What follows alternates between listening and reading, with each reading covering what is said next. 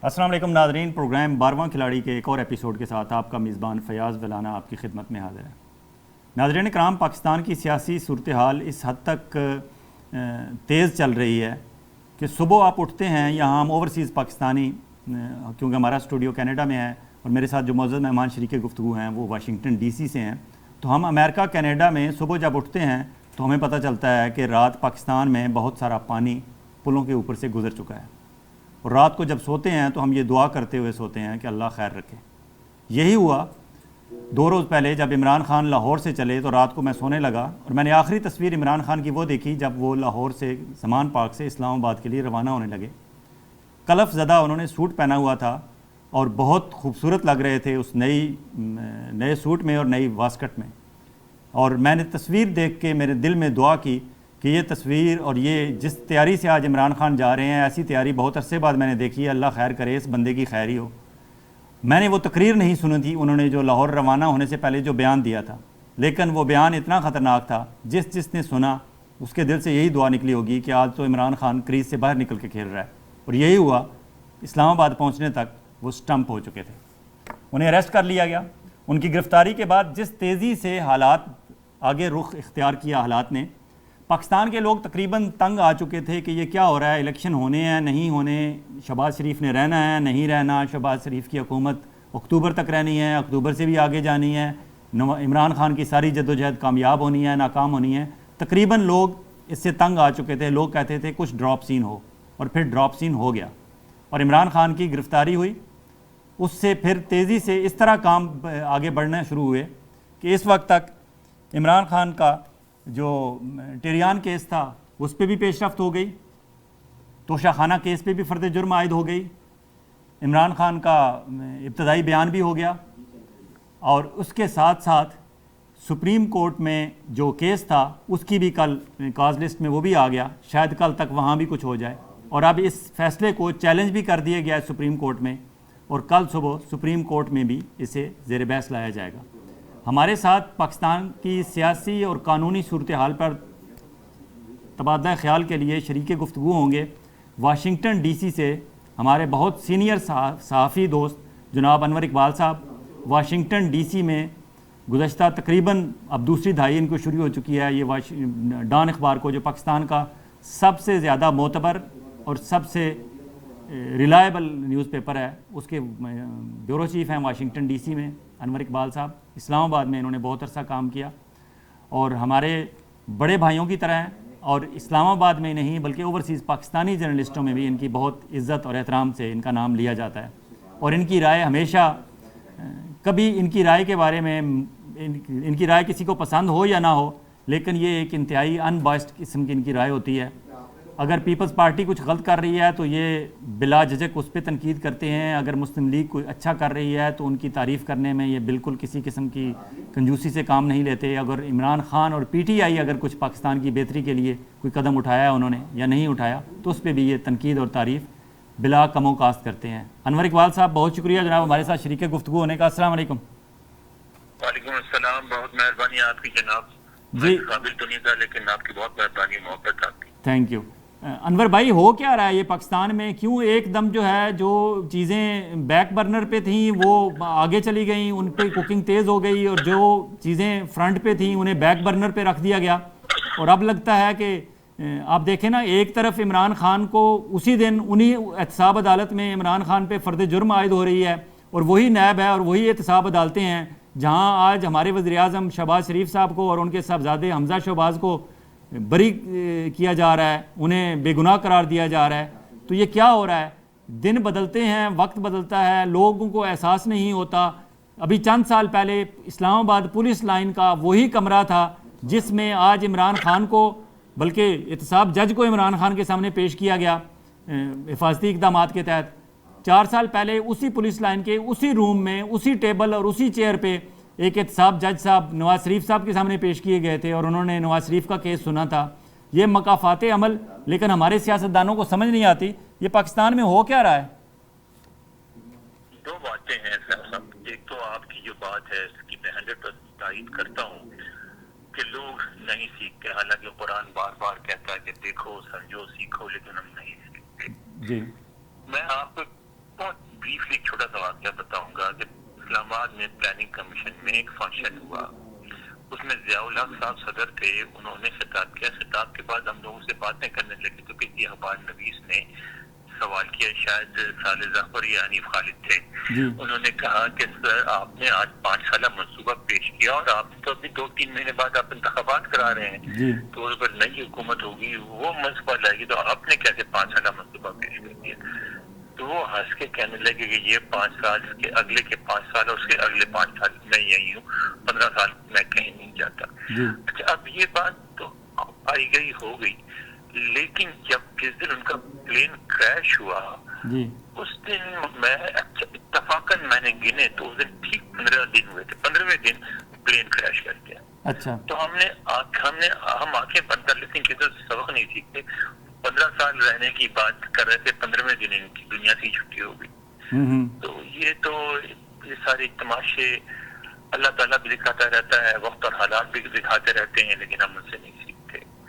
दूसरी बात जो ये है फयाज साहब के, जिस पर मैं सुबह से परेशान हो रहा हूँ, ये है कि बल्कि यूँ कहने मेरी परेशानी क्या मैटर करती है, लेकिन हम चूंकि वाशिंगटन में मैं बैठा हूँ, आप टोरंटो में, तो हमारा जो वाशिंगटन एंगल है उस वाले से देखें तो जो सबसे गौर तलब बयान जो आया है वो अमेरिका का आया है। यानी उसमें जो कुछ नहीं कहा गया वो ज्यादा गौर तलब है। उनसे मैं कल सारा दिन लगा रहा और उसको टालते रहे, फिर शाम को उन्होंने बयान इशू किया जो मुझसे भी शेयर किया। उसमें आप देखें कि 3 जुमले हैं। पहली बात उन्होंने ये की कि हाँ हमें सबने से सवाल किया था, 3 सवाल किए थे, मैंने तीनों का जवाब दिया। उन्होंने पहला सवाल था कि क्या आपके इल्म में है कि इमरान खान को गिरफ्तार किया गया और जिस तरह गिरफ्तार किया गया क्या आप उसको आप एंडोर्स करते हैं? तो उसका उन्होंने जवाब एक जुमले में दिया कि हाँ we are aware that former prime minister Imran Khan has been arrested, period. कुछ आगे पीछे नहीं बनाने का। पूछा था कि क्या सही है गलत है, लेकिन यहाँ हमें इल्म है कि उनको गिरफ्तार कर लिया गया है। दूसरा सवाल ये था कि तो क्या आप इस सारे झगड़े में आप इमरान खान की तरफ हैं या उनकी दूसरी तरफ हैं, क्या आपकी पोजीशन है? तो कोशिश थी खुले। वो उन्होंने कहा कि हम पाकिस्तान में किसी सियासी कैंडिडेट, पॉलिटिकल कैंडिडेट होने का, पॉलिटिशियन नहीं कहा कि ना हामी है ना मुखालिफ है। तीसरा सवाल मैंने ये किया था तो क्या आप पाकिस्तान में जमहूरियत की तायद करते हैं और आप समझते हैं कि ये जो इक़दाम हुआ है उससे इनकी गिरफ्तारी से जमहूरियत कमजोर होगी या मजबूत होगी? तो उन्होंने उसमें जवाब में पाकिस्तान का भी नाम नहीं लिया। उन्होंने कहा हम सारी दुनिया में जमहूरियत चाहते हैं। अब इससे ज्यादा कमजोर जो है बयान पे इस इशू पे हो नहीं सकता था। तो उससे एक बात वाज़ा होती है कि अगर वो एक्टिवली मुखालफत ना करें इमरान खान की, लेकिन उन्होंने जो डोनाल्ड लू वाला चक्कर चलाया था, लगता है उस बात को अमेरिका अभी भूला नहीं है। अभी अमेरिका की पूरी तरह जो है उनके गिले शिकवे दूर नहीं हुए। तो ये जो एक तवक्को की जा रही है या की जा रही थी पीटीआई ने, दूसरे लोगों ने कोशिश करके एक जो फजा तैयार की है उसकी सूरत में शायद अमेरिका जो है इसका रवैया नर्म हो जाए और वो प्रो इमरान हो जाए, वो होता नजर नहीं आ रहा है। ठीक, अच्छा इसकी एक और सूरत भी है ना कि वो ये भी अमेरिका हो या दूसरी अक़वाम आलम हो, वो ये भी कह सकते हैं कि ठीक है अगर आपस में लड़ के ये स्टेट इनकी और इनका गवर्नमेंट और पाकिस्तान एज ए रियासत एज ए कंट्री अगर वीक हो रहा है तो ठीक है होता रहे, हम क्यों, बस ठीक है खुद ही लड़ रहे हैं, हमें तो किसी के हाथ रखने की, किसी के सर पे हाथ रखने की ज़रूरत नहीं है। खुद माशाल्लाह दोनों साइडों के पहलवान तगड़े हैं, अच्छी लड़ाई कर रहे हैं, अपनी एनर्जीज वेस्ट कर रहे हैं, करते रहें, हम खामोशी से देखते रहें बजाय इसके कि हम किसी एक के सर पे हाथ रख दें। वो तो बिल्कुल उन्होंने अपने आप को अलग कर लिया ना। आपके तीनों क्वेश्चंस में किसी जगह पे भी उन्होंने कोई अपनी साइड शो करने की कोशिश नहीं की, बिल्कुल साइड शो नहीं की। बिल्कुल, लेकिन मैं नहीं ख्याल कि पाकिस्तानी रियासत के बारे में कर रवैया है। पाकिस्तानी रियासत की अभी यानी हमारी खुशकिस्मती है कि जो नेचुरल फोर्सेस वो समझती हैं कि एक ऐसी रियासत है जिसका कायम रहना इसके कायम ना रहने से बेहतर है, क्योंकि कायम ना होने की सूरत में जो इंस्टेबिलिटी क्रिएट होगी वो बहुत बुरी होगी। तो मैंने जो अंदाजा लगाया है वो पाकिस्तान के खिलाफ नहीं है, लेकिन वो वाली जो सूरत हाल थी जो वॉर के दौरान या टेररिज्म के खिलाफ वॉर के दौरान थी कि वो पाकिस्तान करीब तरीन हरीफ था और खजानों के मुंह खुले हुए थे, अब वो दोबारा होने नहीं लगा, क्योंकि अब उनकी स्ट्रेटेजी स्ट्रेटजी चेंज हो गई है। इस वक्त उन्होंने अफगानिस्तान को काबू नहीं करना, इस वक्त चीन को काबू करना चाह रहे हैं। और उस सिलसिले में जाहिर पाकिस्तान की जाहिर है कि कोई मदद नहीं करना चाहेगा, वो भी इस बात को समझते हैं। और क्योंकि आप उस सिलसिले में उनकी मदद नहीं करना चाहेंगे तो फिर वो आपकी उस तरह की मदद वो भी नहीं करेंगे। इसलिए कि आज अगर आप इजाजत दे दें और हुंजे में और गिलगित में कैंप खुले हुए हों जहाँ जो ये गैर लोग हैं वो आके ट्रेनिंग हासिल करें और जाके वहाँ जंग लड़ें चीन के खिलाफ, तो फिर दोबारा आपकी इमदाद बहाल हो जाएगी, आपको फौजी इमदादें मिलने लगेगी, सब कुछ मिलने लगेगा। लेकिन पाकिस्तान वो इसलिए नहीं चाहेगा कि वो चीज हमारी जो इंडिया से मुखासमत है उसमें हमारे खिलाफ जाएगी, तो हम ऐसा नहीं कर सकते। तो मैं नहीं समझता कि अमेरिका उसके बावजूद ये नहीं चाहेगा। अमेरिका इस बात को भी समझता है कि इंडिया बहुत बड़ा मुल्क है और अब भी उनकी बहुत सी बातों पे उनकी बातें नहीं मानता, बहुत सी उमूर पे। मसलन अफगानिस्तान में वो इंडिया की फिजिकल इन्वॉल्वमेंट चाहते थे, वो चाहते थे कि एक अलामती तौर पर ही कुछ ना कुछ फौज दे, वो कहे उन्होंने नहीं किया। तो ये समझता है कि अगर पाकिस्तान टूट गया तो इंडिया बिल्कुल उनकी बात नहीं मानेगा। तो मैं नहीं समझता कि बहुत ज्यादा मतलब हमारे हामी है, लेकिन हमारे बहुत ज्यादा मुखालिफ भी नहीं है, इससे ज्यादा बीच बीच में रह के चलेंगे। अच्छा, इंटरनेशनल स्फीयर पे अगर देखें तो पूरी दुनिया में बड़ी तेज़ी से चीज़ें बदल रही हैं, ब्लॉक्स बन रहे हैं, इत्तेहाद बन रहे हैं, लोग आगे बढ़ने की, तरक्की की, तामीर व तरक्की की सोच रहे हैं। और स्पेशली चाइना का जो एजेंडा है, और फिर ईरान और सऊदी अरब जो करीब आ रहे हैं, मिडल ईस्ट में काम हो रहा है सारा। ऐसी सूरत में जब हम लड़ रहे हैं आपस में, पीपल्स पार्टी को, मुस्लिम लीग नून और पीपल्स पार्टी एक दूसरे के साथ हैं, लेकिन एतबार किसी का किसी पे नहीं है। कोई पता नहीं किस वक्त जरदारी साहब पिंडी बॉयज़ से अपनी को मामलात सीधे कर लें और मियाँ बिरादरान लंदन में बैठ के सोचते रहें क्या हो गया। तो वो भी एक उनका भी आपस में एक अदम एतमाद का एक है सिलसिला। पीटीआई वर्सेस नून लीग और पीटीआई वर्सेस पीडीएम, ये भी एक अलग वो है। हम आपस में लड़ाई झगड़ों में क्या हम वक्त ज़ाया नहीं कर रहे? इंटरनेशनली इस वक्त अगर हमारे पास चाहे मरीम नवाज़ प्राइम मिनिस्टर होती, बिलावल भुट्टो प्राइम मिनिस्टर होते या इमरान खान प्राइम मिनिस्टर हों, कोई भी मजबूत प्राइम मिनिस्टर हो पाकिस्तान का, तो हम इंटरनेशनल स्फीयर में अपनी इम्पॉर्टेंस, जो जियोग्राफिकल हमारी इम्पॉर्टेंस है, उसका फ़ायदा उठाते हुए हम कोई रोल प्ले कर सकते हैं। लेकिन हम तो वक्त ज़ाया कर रहे हैं। आपको लग रहा है वाशिंगटन डीसी में बैठे हुए कि वाकई पाकिस्तान वक्त ज़ाया कर रहा है? बिल्कुल बिल्कुल लग रहा है, बहुत ज़्यादा लग रहा है। इसलिए कि यहाँ एक है यूएस चेंबर ऑफ कॉमर्स जी, वहाँ एक तो होते हैं ऑफिशियल के स्पॉन्सर एम्बेसी चाहे तो फंक्शन कर लिया किसी ने चाहे, एक वहाँ बीच पे छोटे छोटे फंक्शन होते हैं जिसमें ये होता है कि कोका कोला कंपनी ने फर्ज करें $500 मिलियन की इन्वेस्टमेंट की या जनरल इलेक्ट्रिक ने की, वो पार्टी करते हैं, बुलाते हैं, अपने साथियों को भी बुलाते हैं अपने प्रोजेक्शन के लिए। तो वो जो समझ लें एक तरह थर्मामीटर है इस बात का कि अमेरिकी कंपनी कहाँ किस जगह कैसे इन्वेस्ट कर रही है, क्या इंटरेस्ट है, क्या है वो खरीद रही है या बेच रही है, बिल्कुल दोनों सूरत में होता है। तो जब मैं आया था आज से 20 साल पहले, तो उस वक्त काफी होती थी और साल में 2-3 दफा हमें बुला लिया जाता था। अब तो 5-5, 6-6 साल गुजर जाते हैं, पाकिस्तान के हवाले से कोई तकलीफ नहीं होती। ठीक है, तो इन्वेस्टमेंट और ट्रेड के हवाले से तो हम बिल्कुल जीरो होकर रह गए। अब तो ऐसे में होना ये चाहिए था। जो देखें पाकिस्तान में हकीकत ये है, अगर आज सब संजीदगी से कोशिश करें तो तब भी 2 साल 3 साल या 5 साल में हालात दुरुस्त नहीं होंगे।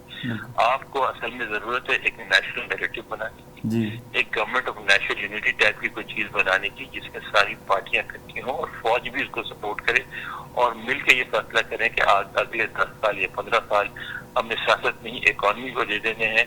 सब पार्टी के नुमाइंदे इस हुकूमत में शामिल हो और सब मिलकर एक ऐसी इकोनॉमिक पॉलिसी चलाएं कि 15 साल के बाद पाकिस्तान अपने पैरों पे खड़ा हो, उसके बाद हमने जो पॉलिटिक्स करनी है कर लेंगे। लेकिन ऐसा होता तो नजर नहीं आता। डिवाइड जो पहले आपको याद है कि हमारे यहाँ थोड़ी सी मजहबी डिवाइड क्रिएट की गई शिया सुन्नी करके, फिर हमारे यहाँ डिवाइड की गई इतनी महाजिर पंजाबी सिंधी वगैरह, फिर अब होते होते अब नफरतें इतनी बढ़ गई हैं कि आप देख लीजिए कि पीटीआई और पीडीएम के लोग, पीटीआई और पीएमएलएन के लोग एक जगह साथ, मैं यहाँ अमेरिका में देख रहा हूँ, साथ खाने को, साथ चाय पीने को, साथ बातचीत जो गपशप होती है उसके लिए भी तैयार नहीं है। शादियों तक में एक दूसरे को नहीं बुला रहे हैं। तो ये जो नफरत इतनी बढ़ गई है, ये तो जाहिर मुल्क के लिए बहुत नेगेटिव है। अच्छा, एक सूरत ये है। दूसरी तरफ अगर हम देखें तो हम क्योंकि 75 सालों में हमने बहुत ऊपर तले तजर्बात किए, और शायद तजर्बात में से अक्सरियत अब लोगों की सोच ये है कि शायद हमारे साथ आर्मी ने, हमारी मिलिट्री इस्टेब्लिशमेंट ने बहुत ज़्यादतियाँ की। अयूब साहब आ गए, वो लंबे अरसे के लिए बैठ गए, फिर ज़िया-उल हक साहब लंबे अरसे के लिए बैठे, फिर मुशर्रफ साहब लंबे अरसे के लिए बैठे। तो वो कहते हैं जी सारा कैलकुलेट करें तो हमसे ज़्यादा वक्त तो उन्होंने खाकी वर्दी वालों ने गुजारा है।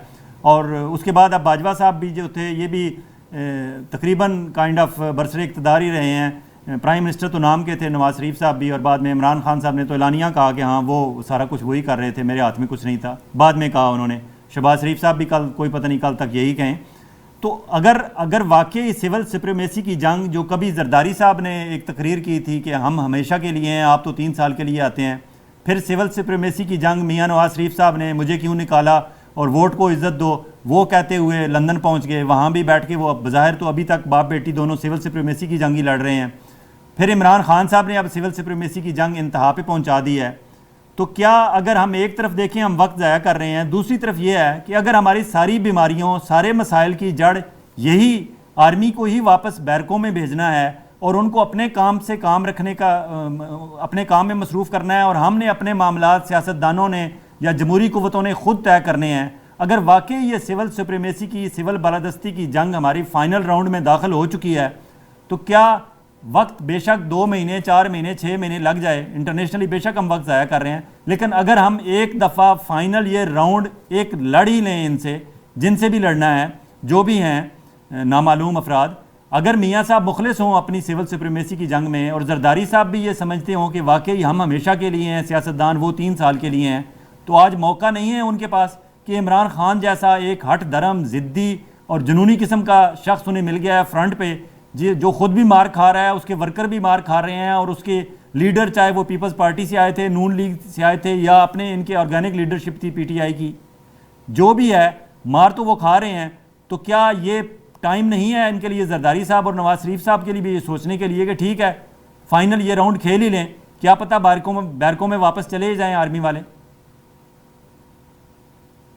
देखिए, बात तो आपकी बिल्कुल सही है, लेकिन सर ये बात भी आपने खुद ही कह दी कि इतनी बुरी तरह डिवाइडेड है। आप देख लें कि आपने तो सिर्फ बात की ना कि जो पीडीएम के मेंबर पार्टी है वो एक दूसरे से एग्री नहीं करती। आप ये बताइए कि क्या पीएमएलएन के अंदर मरियम नवाज, शहबाज शरीफ और हमजा शहबाज एक पेज पर है?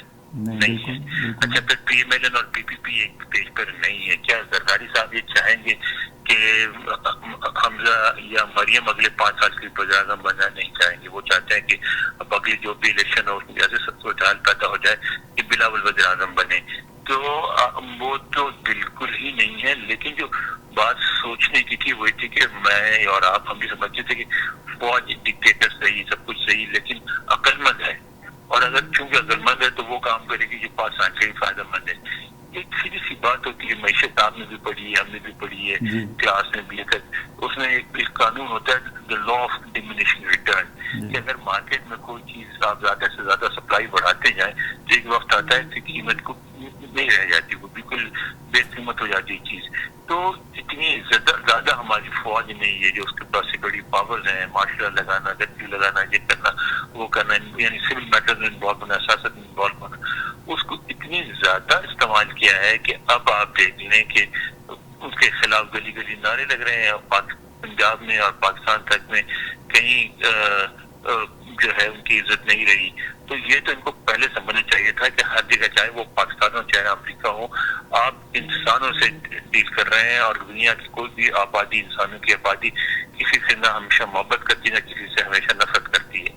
तो यही हुआ जो लॉ ऑफ डिमिनिशिंग रिटर्न के तहत होता है कि वो आपने इतनी ज्यादा सप्लाई कर दी उस चीज की कि अब उस चीज की अहमियत नहीं रही। और अब हो क्या रहा है, आप देखिए कितनी खामोशी से हमारे यहाँ पिछले 1 साल में मुजीबुर रहमान जो है वो हीरो बन गए हैं, ठीक है। और वो फोर्सेज जिन्होंने 71 में पाकिस्तान का साथ दिया था, या इसमें पाकिस्तान फौज भी शामिल है, ये या दूसरी फोर्सेज का वो कोई भी जो है यानी वो अब वो लीडर बन गए, उनकी इज्जत हो गई है। और जो लोग पाकिस्तान के हामी थे, फौज का सपोर्टर थे, अब उनको बुरा समझा जा रहा है। तो ये जो सूरत हाल बनी, ये मजीद खराब होगी अगर फौज ने इस बात को रियलाइज नहीं किया कि इन हालात में जिसमें सोशल मीडिया इतना पावरफुल हो गया है, इसमें आप देख रहे इन्होंने 3 दिन कोशिश करके देख ली, कोई चीज नहीं रुकी, हर चीज पर भी कम्युनिकेट हो रही है। इन हालात में इस तरह कंट्रोल नहीं किया जा सकता। इन हालात में आपको सिविलियन से इक़्तिदार में शराकत करनी पड़ेगी और उनकी बालादस्ती माननी पड़ेगी, लेकिन वो भी हमारे यहाँ मानने को तैयार नहीं है। तो हमारे यहाँ इतनी कन्फ्यूजन है कि कुछ समझ में नहीं आता क्या होगा। अच्छा, इस सारी सूरत हाल में एक इदारा ऐसा भी है जिसकी ज़िम्मेदारी अल्टीमेट बनती है, हमारा कोई भी तस्फिया हो, हमारा कोई भी झगड़ा हो, चाहे जमहूरी झगड़ा हो, चाहे गैर जमहूरी झगड़ा हो, चाहे इस्टेब्लिशमेंट वालों के साथ हो, चाहे कोई भी हो, फाइनली हम सुप्रीम कोर्ट ऑफ पाकिस्तान के पास जाते हैं। और हम कल तक ये समझते थे कि आखिरी वही एक इदारा है जहाँ से हमें इंसाफ की तवक्को है या वो कोई बात सुनेंगे। अब तो उसको भी मुतनाज़ बना दिया गया है और इस हद तक उन्हें अंडर प्रेशर कर दिया गया है। आप देख लें chief justice Islamabad high court Aamir Farooq साहब ने क्या किया कल, कि उनके बाकायदा इस्लामाबाद हाई कोर्ट को फॉर 10 to 15 मिनट जब उन्होंने एक्शन किया, हमारे कमांडोज़ ने अपने जो रेंजर्स के आए हुए थे, बज़ाहिर तो वो रेंजर्स थी, अंदर पता नहीं कौन थे, लेकिन जिस तरह उन्होंने इमरान खान को अरेस्ट करके ले गए, 10-15 मिनट के लिए पूरी इस्लामाबाद हाई कोर्ट यरगमाल बनी हुई थी। और उस वक्त जस्टिस आमिर फ़ारूक साहब बहुत गुस्से में थे। उन्होंने वकीलों से बात पूछी, क्या हुआ, कैसे हुआ, अपने स्टाफ से पूछा, उन्हें ज़ख्मी बंदे दिखाए गए, स्टाफ ने बताया हमें मार पड़ी है, हमें धक्के दिए गए हैं, पुलिस वालों ने कहा हमारी तो कोई बात ही नहीं थी, हम भी ज़ख्मी हो गए हैं, और पता नहीं कौन थे, कैसे थे, वो बस ले गए इमरान खान को। और आमिर फ़ारूक लग रहा था कि बहुत गुस्से में है। अभी जो है उन्होंने ये रिमार्क्स भी दिए कि मैं आधे घंटे में अगर फ़लान आया तो मैं प्राइम मिनिस्टर को तलब कर लूँगा, मिनिस्टर को तलब कर लूँगा, ये कर लूँगा, वो कर लूँगा। और उसके बाद 3 घंटे के लिए वो चैम्बर में चले गए। 3 घंटे के दौरान फिर उन्हीं नामालूम अफराद ने और उन्हीं नादीदा कुव्वतों ने उन पर इतना प्रेशर डाला कि उन्होंने ये फ़ैसला सुना दिया कि जी ये कानूनी अरेस्ट था उनका। लेकिन साथ जो है नोटिस दे दिया इस्लामाबाद IG को और इंटीरियर सेक्रेटरी को। भाई अगर कानूनी था तो फिर नोटिस क्यों दे रहे हैं, और अगर नोटिस दे रहे हैं तो फिर कानूनी कैसे था? ये एक उनकी मासूमियत देखें। इसी तरह सुप्रीम कोर्ट ऑफ पाकिस्तान, इसी तरह सुप्रीम कोर्ट ऑफ पाकिस्तान तो नहीं हुआ ना, फैसला आप भी वहीं मौजूद थे जब नवाज शरीफ साहब की हुकूमत थी, इन्होंने हमला करके पूरे बेंच को भगा दिया था, चीफ जस्टिस समेत, ठीक है ना, सज्जाद अली शाह साहब को। तो हमारे जो बाइख्तियार तबके होते हैं वो सुप्रीम कोर्ट पर और इंसाफ पर और इदारों पर उसी पर बिलीव करते हैं जब वो अदारे उनकी हिमायत में इस्तेमाल हो। जब उनके खिलाफ जा रहे हो तो उन पर वो बिलीव ही नहीं करते। अब वो सुप्रीम कोर्ट को इस बात का इख्तियार देने को तो तैयार हैं कि चीफ जस्टिस ये कहते हैं कि हालात मुल्क के खराब में, अब 6 महीने रह नहीं सकते, साल नहीं हो सकते, उस पर तो खुश होंगे। वो ये कहते हैं कि शहबाज शरीफ साहब अगले 2 साल तक जो है वो लेजिटिमेट प्राइम मिनिस्टर होंगे, उनको चलने दीजिए, इससे भी खिलाफ तैयार होंगे। लेकिन वो ये नहीं कहेंगे कि 90 दिन के, यानी इनको ये कहने की इजाजत नहीं दी जाएगी कि 90 दिन के अंदर इंतखाबात होने चाहिए, या ये कि जो है हुकूमत बनी है, गलत बनी है, सही बनी है, यानी इस तरह एक वोट ऑफ नो कॉन्फिडेंस में पूरी हुकूमत नहीं बन सकती, इससे छुट्टी नहीं की जा सकती किसी की। मगर आप ये बात कहे कौन, कहने के लिए सुप्रीम कोर्ट चाहिए। सुप्रीम कोर्ट को जो है वो बिल्कुल गैर मौसर कर दिया गया है। तो मुझे तो नजर नहीं आता, कोई ऐसी सूरत ही नजर नहीं आती जिसमें अदलिया के लिए कोई गुंजाइश रखी गई है कोई अपना रोल पैदा करने की। और फिर ये बात माननी पड़ेगी कि बाजवा साहब ने फिर ठीक कहा एक इंटरव्यू में कि हमारी अदलिया जो है वो डर डर के, हमारे जजेस डर डर के फैसले देते हैं। तो बाजवा साहब ने बाकी गलत बातें की होंगी, ये तो कम अज कम उन्होंने बात ठीक की है। फिर देखिए क्या करूँ, आप भी लग जाते, मैं भी लग जाता हूँ। तो अब बात यह कि सोचने लगता हूँ, बीच में दुख होने लगता है अपने मुल्क वाले तो सोच के। कोई रॉकेट साइंस नहीं है, आपको भी पता है, मुझे भी पता है। असल में देखिए मूड इस पॉइंट की बात करते हैं, मूड पॉइंट ये है कि लैक ऑफ सिंसियरिटी है। पता सबको है, जो मैं और आप कहना चाह रहे हैं वो नवाज शरीफ साहब को भी पता है, मरियम साहबा को भी पता है, इमरान खान को भी पता है, फौज को भी पता है, सरदारी को भी पता है। लेकिन वो उनका मकसद नहीं है, मुल्क और कौम और मईशत और तरक्की और तहफ़्फ़ुज़ उनका मकसद नहीं है। अपने अपने अफराद की, पार्टियों के और अदारों के मफादात हैं, वही उनका मकसद है। उनसे अलग हटके कोई कुछ अभी कर रहे हैं। अच्छा, ये सारी सूरत हाल अगर हम देखें कि हमारा मीडिया भी डिवाइडेड है, हमारी अदलिया इतनी कमज़ोर हो चुकी है, उनके अंदर डिवाइड है, करप्ट है, मीडिया करप्ट है, हमारी अदलिया के अंदर डिवीज़न है, वहाँ ग्रुप्स बने हुए हैं, बेंच अनाउंस होता है तो पता चल जाता है इस बेंच का क्या फ़ैसला होगा। बल्कि बेंच बनने से पहले 2 दिन से मुजाहरे कर रही ना PTI जी वाशिंगटन में जी, उनमें इख्तिलाफ पैदा हो गया, आपस में लड़ रहे हैं। माशाल्लाह। अच्छा, इसी तरह पाकिस्तान में अगर ये सारी सूरत हाल, हर तरफ लोग मायूस होकर, हमारी यूथ स्पेशली, और देखें लड़कियां, कल जो वहाँ अपना GHQ के सामने वो एक लड़की थी पिंडी में, वो अपना दुपट्टा उसने जाके ऐसे फेंका रेंजर्स वालों के सामने, तो रेंजर्स वाले उसे बालों से घसीट के वो ले गए और उसके बाद फिर लोग पीछे चढ़ दौड़े। अगर लोग मायूस होकर, स्पेशली यूथ जो है, क्योंकि यूथ को उससे कोई गर्ज नहीं है कि 80s में क्या हुआ, 90s में क्या हुआ, उससे पहले सदर अयूब में क्या हुआ, भुट्टो दौर में क्या हुआ, यूथ तो आज की बात करती है। अगर यूथ हमारी जो है गलत किया उन्होंने, कोर कमांडर लाहौर के घर में जाके उन्होंने जो भी हमला किया, तोड़फोड़ की, पेशावर के कोर कमांडर के घर के बाहर लोग इकट्ठे हुए, गुजरांवाला कैंट में घुसे, GHQ पिंडी में गए, Lahore cantt, Karachi cantt, Multan cantt, कोई कैंट ऐसा नहीं था जहां लोग पहुंचे नहीं हैं, PF बेस मियांवाली और सरगोदा तक लोग गए। तो फिर इसका मतलब है कि हमारी यूथ में जो ये गुस्सा है वो जायज़ है किसी हद तक? बिल्कुल जायज है, किसी हद तक नहीं, हर हद तक जायज है, क्योंकि हमने उनके लिए मुस्तकबिल ही नहीं छोड़ा है। हमने तो उनको बिल्कुल एक ताई मुस्तकबिल दे के जा रहे हैं, बेचारों के लिए कोई रास्ता ही नहीं रहने दिया हमने।